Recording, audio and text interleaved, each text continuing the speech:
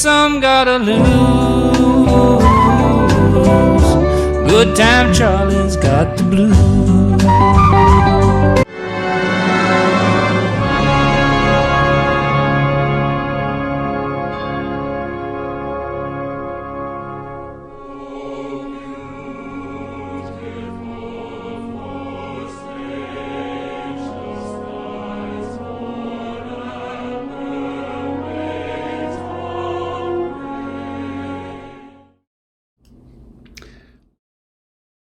Welcome to Vietnam Era Vet Speaks Out.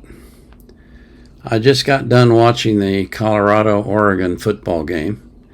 And as I'm sure you know if you're a football fan, Colorado got blown out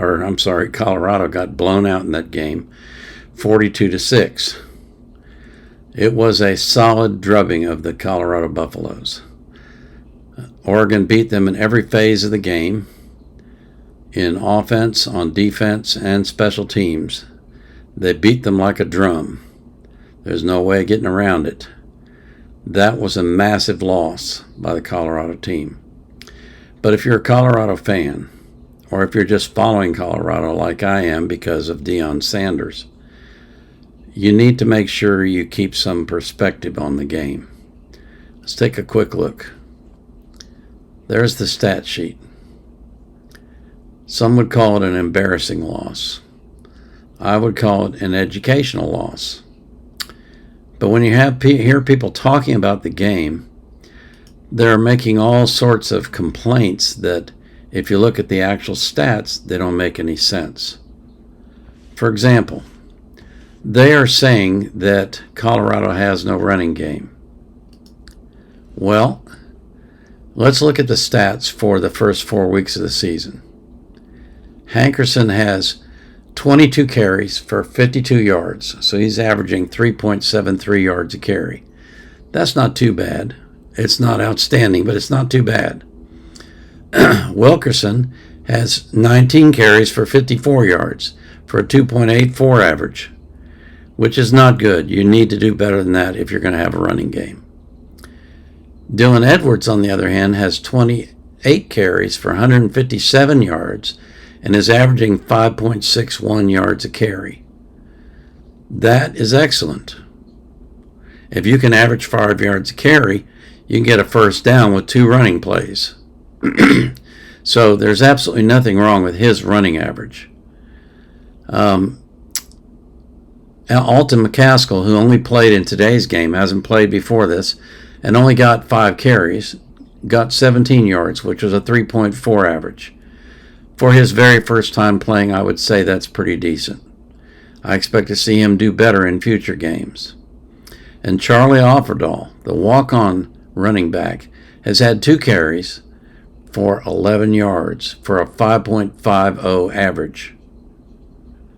If I were the coach of the team, I'd be playing Alton McCaskill, Charlie Offerdahl, and Dylan Edwards. Those are the people I would play. Wilkerson and Hankerson haven't done the job. Now, they both did better in this game than they've done in previous games, and maybe that means they'll improve in the future. But they would have to prove it to me. But to say that Colorado doesn't have a running game is just inaccurate. The problem is they've only had a total of, 22 plus 19 is 31, 49, 54, 56 carries in 4 games.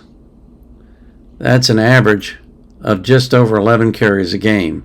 That's not going to cut it. They need to run the ball more, especially because their offensive line is not doing the job. Both the offensive line and the defensive line of Colorado need drastic improvement, and they're not going to get it unless they get new players, which will be next year. So they're going to have to make do with what they've got, and it's up to the coaches to overcome the deficiencies they have on their lines by using the skill players that they have to do a better job of getting the ball down the field. In my opinion, Coach Lewis needs to run the ball a lot more than he is, and a lot more often than he is. He needs to be doing in the 20 to 30 carries per game range to get them moving down the field and get the offensive line some more confidence so that they can begin to play better.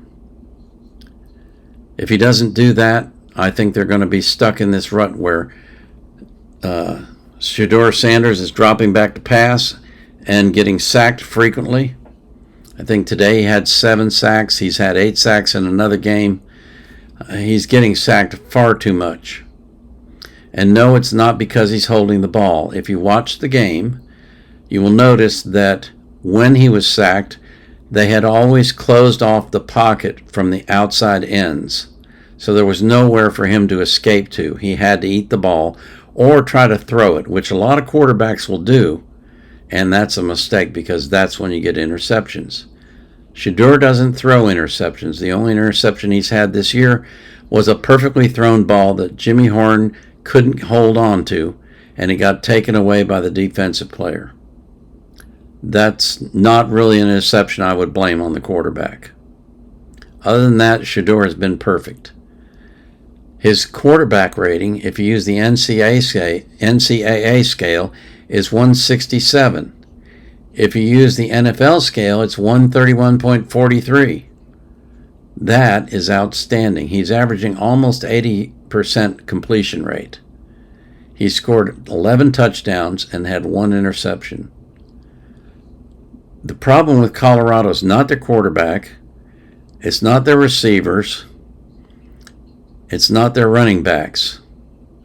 It's the play calling and the line play. That's what's killing Colorado. Now, I don't know what they'll do next week against USC. I haven't looked at that game yet. I haven't looked at USC's stats and their players and so forth and tried to figure out what's going to be going on. And I'm by no means an expert on football. I never played the game. Well, I played briefly in college until I got injured. And I'm not what you would call a student of the game or a stats nerd or anything like that. But I do have a little bit of common sense, and I can figure out what's going on and not get all freaked out because they lost the game 42-6. Let's face it, Oregon had their number, plain and simple. It happens. That happens in football all the time.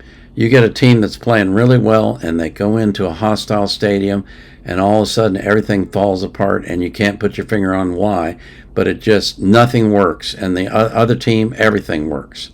That's what happened today. They took quite a drubbing.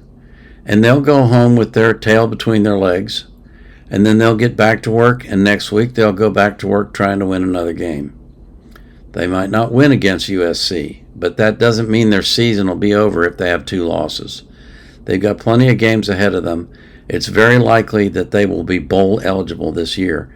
And if you think about it, that is an amazing accomplishment for Dion to make in his first year as a coach, with a cobbled together team patched from people from all over the country, putting them all together in about 3 months' time and going out and winning. Winning 3-0, by the way. Beating TCU, which, by the way, hasn't lost a game since. And beating Colorado State at home when they were down 8 points with 2 minutes left in the game. And they came back to score the touchdown and the 2-point conversion, which, by the way, is not that easy to do. Then went into overtime, scored a touchdown, kicked a conversion, scored another touchdown, scored a 2-point conversion, which is, again, not easy to do. And if you watch that play, Shedeur was surrounded by pass rushers. They were right in his face, and he managed to get that pass off perfectly.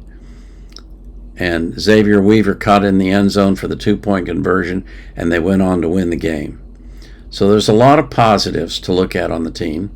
There's a lot of good things going on in Colorado, and you haven't seen the end of them yet. They've not been destroyed by one butt-whipping loss like this. They've just been woken up. And I expect them to play much better next week because I think they'll be licking their wounds and they'll be out for some payback. They'll be out for revenge. They'll be out to prove that they belong on the field with these top-tier teams. I don't know what will happen with the rankings this next week. I suspect that Colorado will probably drop out of the top 25.